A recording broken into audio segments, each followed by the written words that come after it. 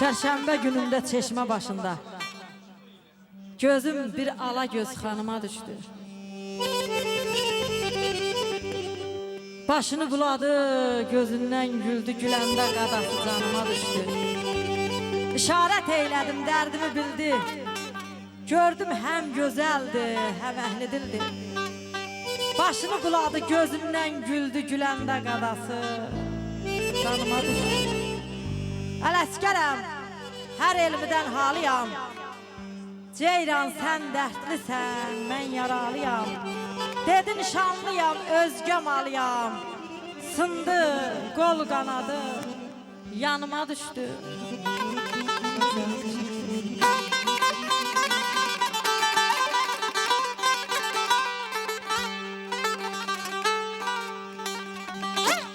Ay sana qayıt dedim, gəl demədim ki.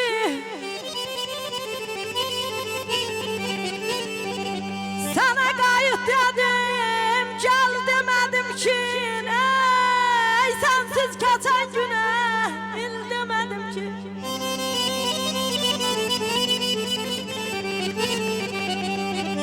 Gəlib göz yaşımı sil demədim ki. Gəlib göz yaşımı sil demədim ki. Niyə gəlmisən, niyə gəlmisən? Ay vəfasız söyləsən, niyə gəlmisən?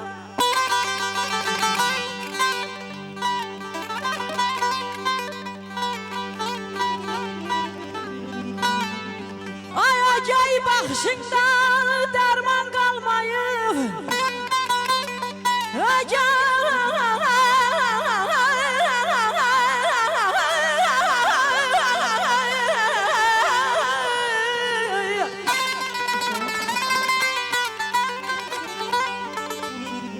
Ögey baxışında dərman qalmayıb. Sana cəza üçün fərman qalmayıb.